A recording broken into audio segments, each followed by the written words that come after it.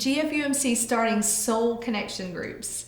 And I'm so glad for that, because when I first came on staff, I knew I needed some kind of something. And I went to Wendy and I said, okay, I see these people meeting and they seem to be like talking about Jesus stuff. And I went to Mark and I said, who should I get to meet with me? And he said, who's holy? No. He did. And he said, Laura Head's pretty holy. And then he said, Stacey Terry's pretty holy. So I sent y'all an email, all right, which is a lot more rustic than an actual soul connection group. Not long after that, you actually walked into my office. Do you remember that? I do now. Yeah. And do you remember what you said to me? Because you had read my email and you just came by the church and you said, well, I think 2 weeks earlier, I had been doing some journaling, and you had just gotten your job as a worship leader. And I knew that you were going to have to be like the music leader over a group of people. But I also knew, I think the Spirit, I don't know what it was, but I just had the sense that you were also going to have to be like the spiritual mentor to these people.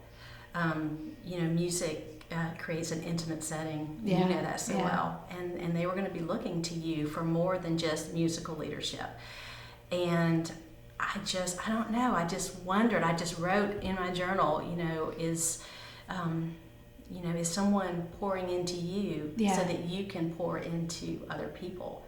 Yeah. And it was such a big deal to me, because you came walking in, I didn't know you, and you said, look what I wrote in my journal 2 weeks ago.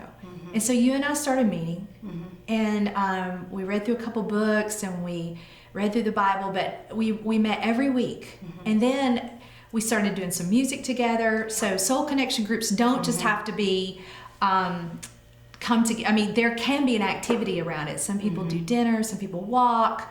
I mean, there's all kinds of ways to do your group, but other people came along with us. We did music, but we found ourselves in a situation where we spent so much time talking about, where are you singing God this week? That, I mean, it would be an hour before we ever even get to actual music rehearsal. Oh, yeah. And then you were talking to me earlier about like how God brought other people at crucial times in their lives. And I mean, I just think what's so great for me is how the church is trying to help facilitate that now. I just think it's great that now we are offering an opportunity for you to actually be with other people. I mean, can you just tell me real quick, what has that meant to you? Yeah. Well, I was just thinking back over the last 30 years. Jeff and I will be married 30 years this June.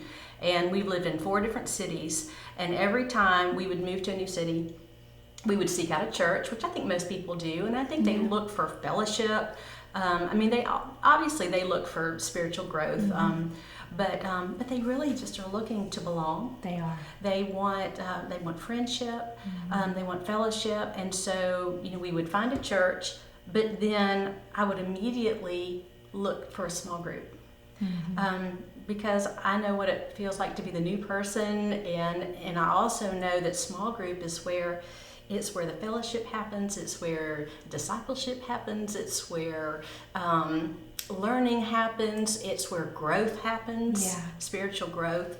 It happens in a small group. It happens in a small group. It does. And I hurt for the people who, they've joined our church and they come to worship, an hour a week, and then that's it. Yeah. But, you need more than that. You need more. And it happens in a small group. And, we've just seen in our small group over the years, people just like that, who they were coming to worship, but they didn't know anybody.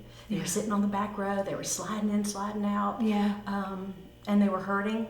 Yeah. And then it took one invitation, and then they would start coming to Wednesday morning, and then all of a sudden, they're the Jesus girls. Yeah. I mean, they found a home. They found a place to belong.